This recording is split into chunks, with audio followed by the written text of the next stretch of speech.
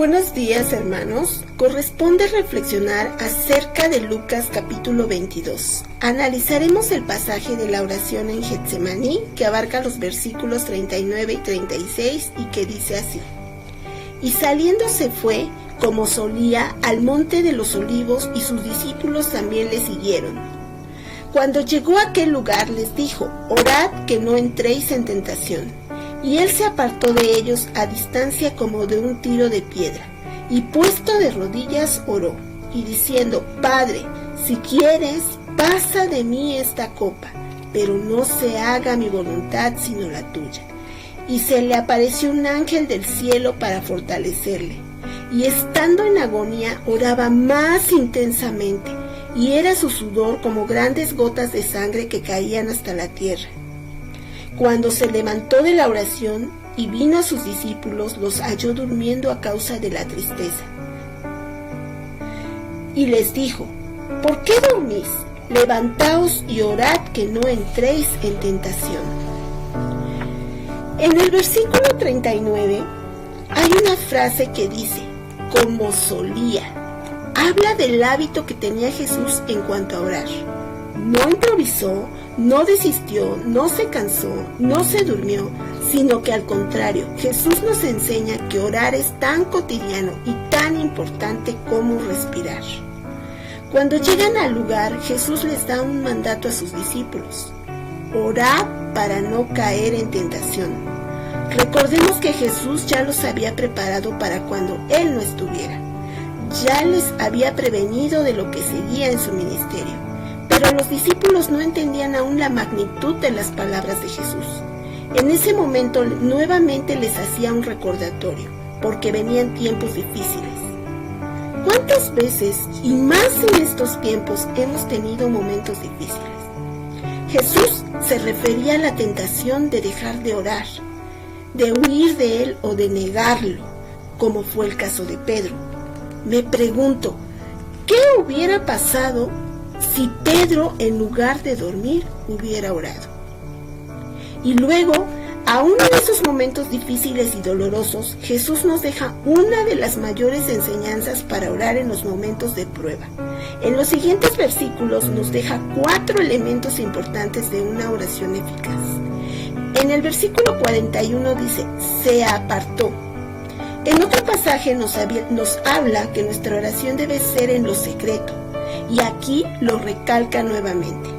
Un tiro de piedra quiere decir que estaba lo suficientemente lejos para no ser molestado. Después, en el versículo 42 nos dice que su oración se dirigió al Padre. Entonces, nuestras oraciones siempre deben de estar dirigidas al Padre, porque a partir de la aceptación de Jesús en nuestro corazón, pasamos a ser hijos, y en posición de hijos podemos dirigirnos confiadamente a Dios como Jesús lo hizo. Luego viene el contenido de la oración, que en este caso dice: si quieres, pasa de mí esta copa. Cuando habla de copa se está refiriendo a la prueba que estaba por suceder. Él sabía que iba a ser entregado, juzgado y sacrificado. Sabía la magnitud del peso que iba a cargar. Y sobre todo conocía que Dios lo iba a dejar solo. Yo no me puedo imaginar la magnitud de su temor, angustia, ansiedad que tenía en esos momentos. Recientemente tuve 2 ataques de ansiedad y sentía que en cualquier momento iba a caer muerta. Si me pongo en el lugar de Jesús, en esos momentos de verdad tenía una carga impresionantemente grande, tanto que más adelante dice que sudó grandes gotas de sangre, que en términos médicos se denomina hematidrosis, y que según lo que investigué puede suceder cuando la persona está sometida a grandes niveles de estrés, aunque es muy raro. Entonces podemos darnos una idea de cómo se sentía Jesús en esos momentos: solo, ansioso, triste, desesperado, acongojado, etc.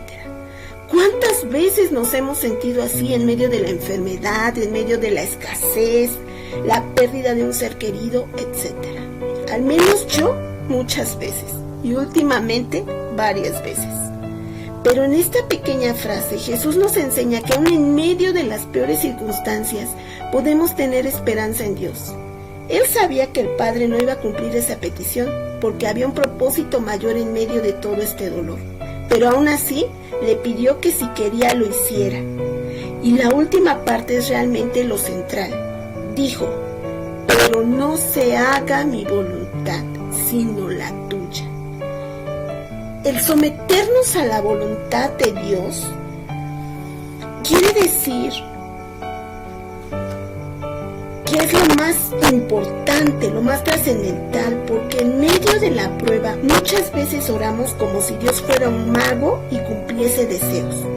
Pero aquí Jesús nos dice que nos sometamos a su voluntad, porque en medio de nuestros sufrimientos, en medio de todo esto hay un propósito. Y ese propósito lleva los pensamientos de Dios, no los nuestros. Y recordemos que sus pensamientos son de bien para quienes lo aman.